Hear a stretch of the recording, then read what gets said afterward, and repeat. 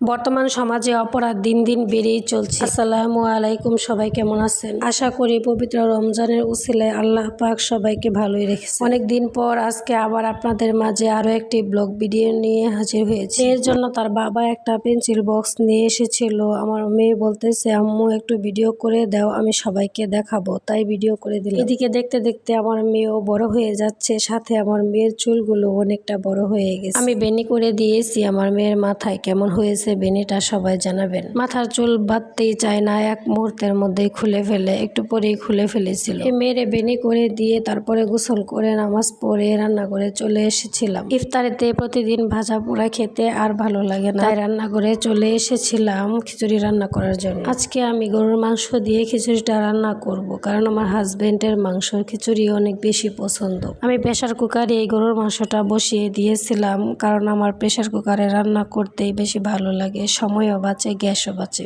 এদিকে মাংসটাকে বসিয়ে দিয়ে আমি চাল ডাল গুলো রেডি করে নিয়েছি। খিচুড়ি অল্প করে রান্না করেছিলাম, এই জন্য আমি সব মাংস না দিয়ে একটু রেখে দিয়েছিলাম ভাত দিয়ে খাওয়ার জন্য। মাংস রান্নাটা কেমন হয়েছে অবশ্যই কমেন্টে জানাবেন।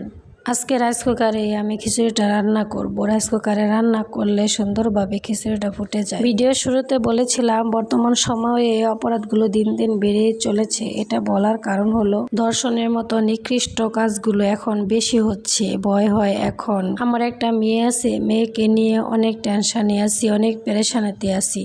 হায়রে বাংলাদেশ, এই দেশে বিচার কেন হয় না? আল্লাহ তাআলা যেন প্রতিটা মেয়ে শিশুকে হেফাজত করেন, এই প্রত্যাশা করি। প্রতিটা বাবা মাই তার সন্তানকে অনেক কষ্ট করে বড় করে। এই সন্তান যদি এভাবে করে অন্য মানুষের হাতে দূষিত হয়ে মারা যায়, এর মতো কষ্ট পৃথিবীতে আর নেই। যাই হোক, কথা বলতে বলতে আমার রান্নাটা প্রায় হয়ে এসেছে। এদিকে বয়স দিতে বসেও শান্তি নেই, বাইরে কাজ চলছে, অনেক শব্দ, আপনারা কিছু মনে করবেন না। শেষে কাঁচামরিচ দিয়ে আবার একটু ঢেকে দিলাম কিছুক্ষণের জন্য।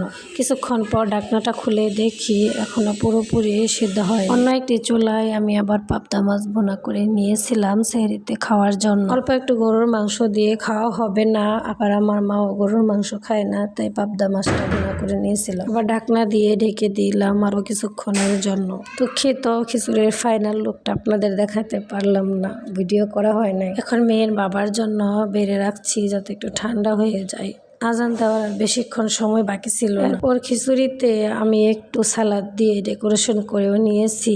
এই প্লেটে তার বাবার জন্য বেড়ে রেখেছিলাম, এখন সে বলতেছে সে এটা খাবে, তার বাবাকে দিবে না। আমি বলেছি আচ্ছা ঠিক আছে তুমি নাও। এখান থেকে একটু উঠিয়ে রেখেছিলাম আর বাকিটুকু সে খাবে বলেছে। সবাই ভালো থাকবেন। আজকের মতো ভিডিওটি এখানে শেষ করছি। আল্লাহ হাফেজ।